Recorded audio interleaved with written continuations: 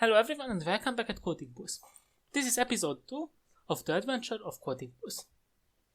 As the Coding Boost crossed the bridge, they came across to the wall of the castle with multiple doors. As they were thinking of which door to choose, a lizard appeared who introduced himself as Lying Lizard and told them the following thing. If you want to enter the castle, you need to choose the right entrance. The Coding Boost then asked, how can we choose the right entrance? Well, for that you need to solve a coding puzzle, said the Lying Lizard. I know which entrance is correct, but you need to follow these rules in order to find out. And then the Lying Lizard introduced himself the following puzzle. Lying Lizard then started to explaining the rules. In front of you, there are 2 to the power of 20 different entrances to the castle. However, only one of them is the correct entrance, and the others will lead you to nothing. I know which one is the correct answer, but you need to figure this out by asking me the following questions. You can ask me at most 80 questions, and in a question you can ask the bit of the ith bit of the binary notation of the entrance. Meaning that, for example, if you ask the 17th digit and the correct entrance is 9, then I will answer you with 1. Since the binary notation of 9 is 1001, and we expand it with 16 zeros to get the 20 binary digits. However, there is a catch. Since I'm a lying lizard, I may lie to you sometimes.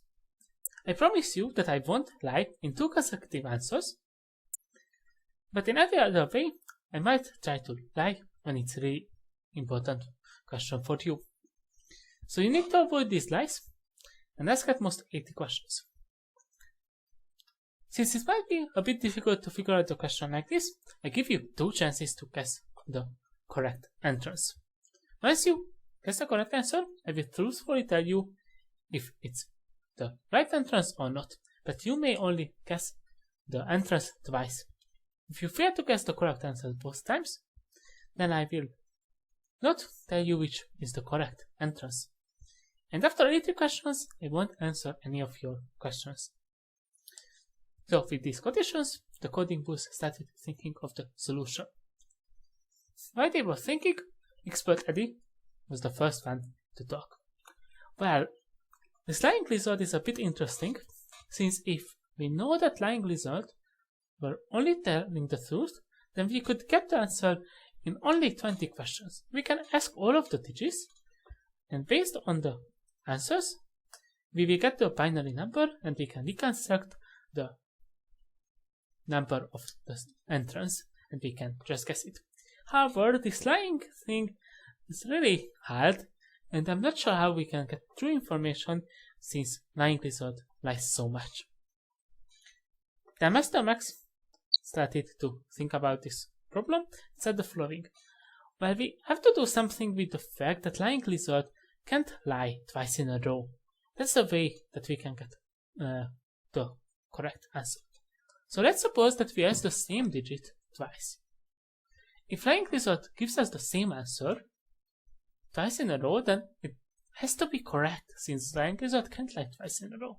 So maybe we can try to guess all of the digits, but twice next to each other, and then try to get the solution. Guster then said, it's a really good idea, unfortunately it doesn't work, because if Lying Lizard were to say different answers, then we don't know which one is the lie, which one is the truth. So assume that we go with Master Max's idea, and we ask everything twice in a row.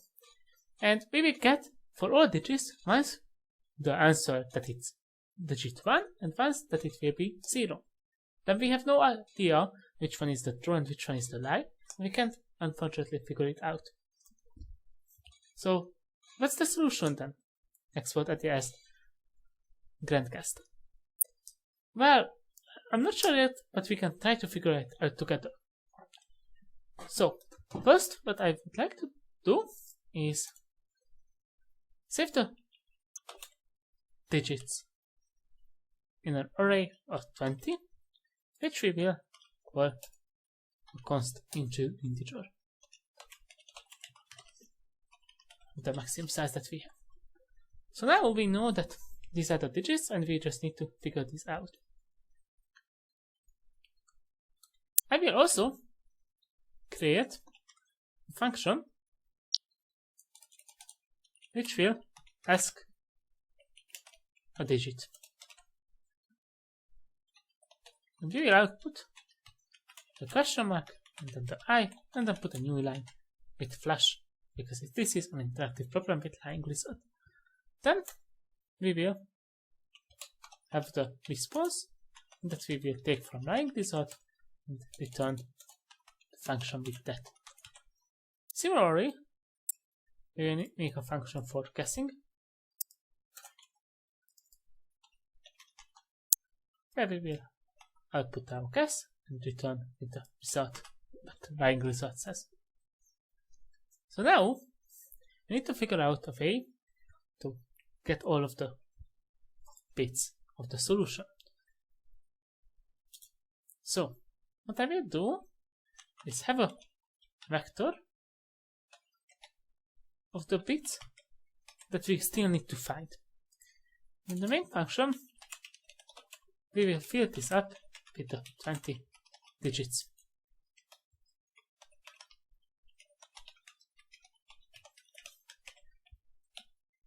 We want to figure all of this out.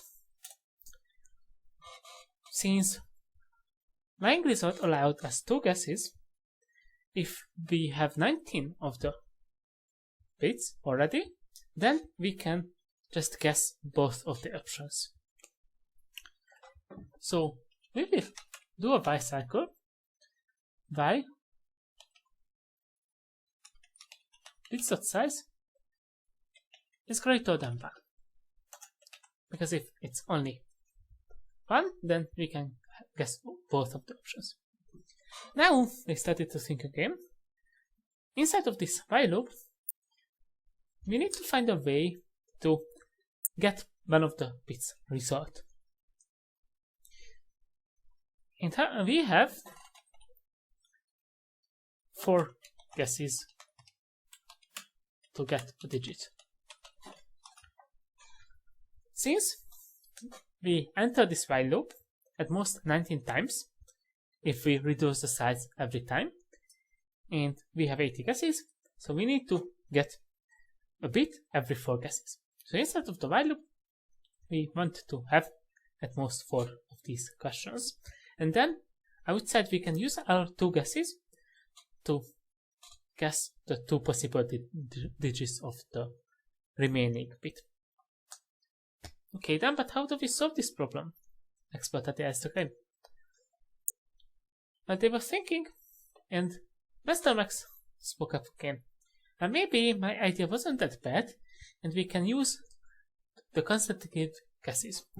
So let's say that we will, since we want to reduce the bit, let's have 2 bits. Since we know that the bits of size is at least 2, so we can just take the first 2 bits and we will call them bit A and bit B. And also, after we ask some questions, let's assume that we can get rid of these bits. Then what we will do is replace this bits vector with a new vector which contains the new bits. And for that, we will go and put back everything from the old bits vector to the new bits, but not those bits that we are trying to figure out now. So we push this back here, and in the end, we assign bits value to the new bits. Master Max, then being a master, then checked the code and saw that there are 2 cycles here, a while inside of a for function. So he thought about it and said that it's fine because we will enter this while loop at most 19 times, and here the bits.size is at most 19, and the time complexity will be 19 times 90, which isn't much at all. So it's fine in this example to have for loop inside of the while. And here we will also want to push back either bit A or bit B. Maybe we will have an if statement. If something we find, if we find the bit A, then we will push the bit B, and if the other way around, then we will push back the bit A. But we haven't gotten this far yet.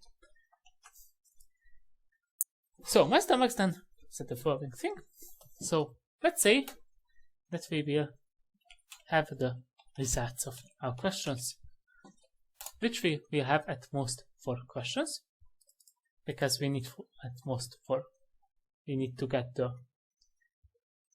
result of one of the bits in 4 questions. So let's say that we will have the results be equal of asking either bit A or bit B. So I really like the idea of having these consecutive guesses, because this way, if line result says the same thing about the bit A or the bit B, then we are sure to have the solution for that bit. Guster then said the following thing: this looks really good, but once again the problem is if line result says different answers for these two and these two, then we still don't know which one is the correct bit. Mr. Max then asked some advice from Guster. How can we solve the problem? Well, Guster said, you were really close to the solution, but we actually need to swap these bits this way. Why is that, Mr. Max asked? It looks really similar to what I just explained. Well, Guster then said the following thing: if we have this order, then if we have the same answer for this bit B, then we know that that's the case. So we will have this if statement. If the result 1 is the same as result 2, then let's put this new bits up here. Then we will save that the bit, or if we check record it T, that this bit is bit P is equal to the result that we got, because line result can't lie twice in a row. And here is the catch. Now, if we go to the else part, then we now know that we have got different answers. So we will also go ahead and put the new bits, the bit A back, because we don't know the answer for that yet, but we know the bit B. And if we got different results, that means that either result 1 or result 2 is a lie. But since one of them is a lie, it's not possible for result 0 and result C to both be a lie. Because if they were both a lie, and this first one is a lie, then we have 2 consecutive lies here. But if the second one was a lie, then we have the 2 consecutive lies here. So if we have one lie between these two, and both lies in the edges, then lying result had to lie twice in a row, which he promised that he wouldn't. Okay then, so how do we solve this from here? Simply, inside of this else, we will have, instead of regular else call, we will have an else if. So, if these two were not equal, meaning that one of them is a lie, and the result 0 is the same as result 3, that means that the A bit will be the result of this. So we will do this really similarly. We store that the bit A is the result 0, and we put back the new bits, the bit B.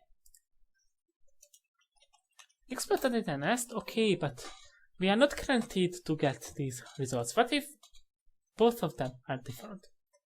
Well then, Guster said, we can see that there are no two consecutive lies in a row. Meaning that if they are both different, then there are two lies here. So either the result 0 and result 2 are the lies, or the result 1 and the result 3 are the lies. Okay, but what do we know from this? Expert is still being confused. We don't understand what the solution is here. Well, what we do know is that either these two are the lies or these two. Meaning that the result 0 and the result 2 are either both true or both lie. So what we do know from this is that if result 0 and result 2 are the same, that means that they are either both a lie or both true. But even if they were both lies, that still means that the bit A and bit B are equal. Are the same. And if result 0 and result 2 are different, then bit A and bit B are different.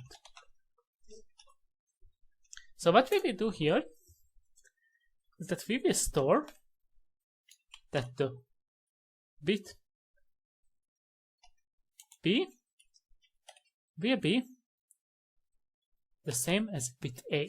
But we don't know bit A yet, so we will just reference it by its index. So we will represent it by its index. Master said, yeah, that's very nice, but if we represent it by the index, then we won't know if it has an index 0 or 1, if it was by the index or by the actual results. And Guster said, yeah, correct. For this, we will do something. Here, we will deduct 2 from the result. Here. So what we will do is, if it has a bit of 0, then it will be negative 2, and if it has a bit of 1, then we will have negative 1. Also, outside here, we will set the di's to be equal to negative 3 everywhere. So, now this means that we haven't yet found anything about that bit. Negative 2 means that we know for sure that it's 0. Negative 1 means that we know for sure that it's 1. And if it has any value between 0 and 20, that means that it will be the same as the bit assigned here. And for this, we will have one more array, which will store the reverse. So, this will be a Boolean value, and it will be true if they are different. So, it will be true if result 0 is not equal to result 2. This way, we know whether or not we should reverse the values when we finally get the bit A. So now we have all of these solutions with 4 questions, and the only question remaining: what happens after we got all of the bits? Guster then finish the remaining solution. So now we will have another function get result from bits,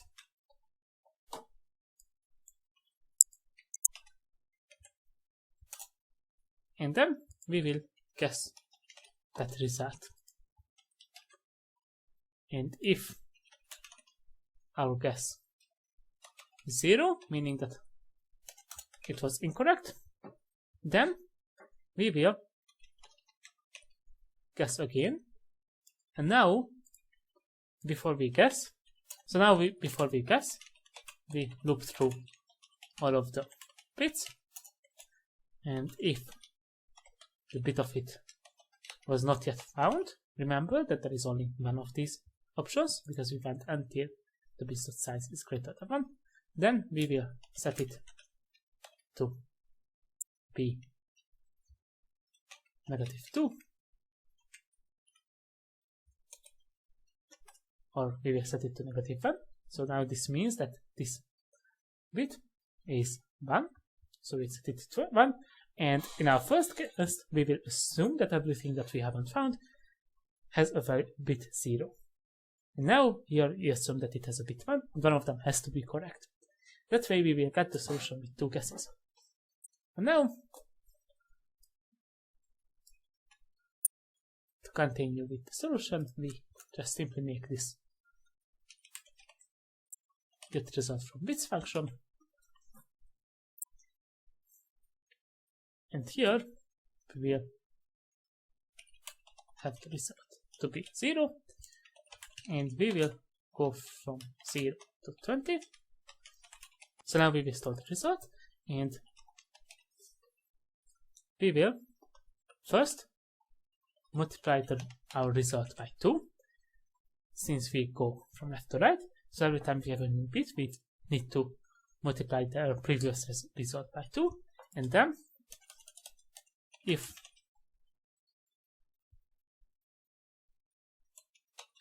get bit I is true, meaning that it has a 1, then we will increase the result. Otherwise, we will just leave it. And then we will return the result. That's the way we will get the solution, where we will have the get bit function if di is -2, that means that it was 0. If it's -1, then we will return true. And if it's -3, then we will assume that it's 0. And if so, we return false. And down here, we will change them to 1 if it was incorrect guess. And otherwise, we will simply return the get bit of di, and if reverse was true, then we need to return the opposite. So we will store this, and if reverse I, which we have here, then we will return. Actually, we can have this return here. So if reverse I, then we will return the opposite of result. Otherwise, we will return result. So after they were done the solution, Guster then checked the once again, and then said that after this, we still forgot to do one more thing. We need to push back the bit A to the new bit, because we fixed the bit B value, but we haven't fixed the bit A value then. After this, they showed the solution to lying result, and then lying result said, alright, you can go ahead and run your code and ask me questions. So the coding was started to ask questions about the doors, which were lots of doors. So in this video, I will just show you the example where we swapped the capital N value to 4. So we will have 4 bits, meaning to the power of 4, 16 different doors. Lying result then said that the bit 0 is 0. Then they asked the bit 1. Lying result said that it's also 0. And then they asked the bit 1 again. Lying result then said that it's 1, obviously making a lie. So they did not know which one is the lie yet, but we knew that lying result was lying, and then lying result was asked that it's 0 again. Lying result then answered that it's 0 again.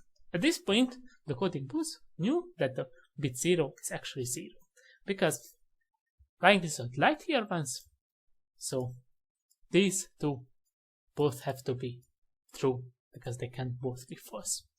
And then proceeded to go the loop and ask the bit 1. Flying lizard then said that it's 0. Then they asked the bit 2, and flying lizard said it's also 0. And then they asked the bit 2 again, and flying lizard said 1 this time. And then they asked the bit 1, and flying lizard said that it's 1.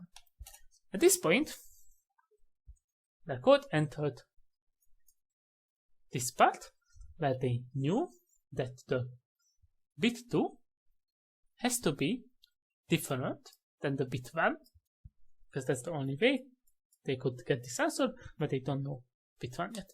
So now they continued their questions.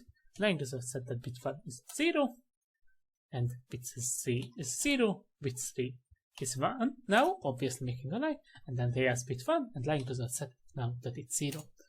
And after that, they knew that the answer is 2, or, because flying lizard said that it's not, it has to be 3, because they haven't asked the last 4th bit yet, but they knew that they can just try to do 4 guesses. And flying lizard then had to admit that yes, it was indeed 3.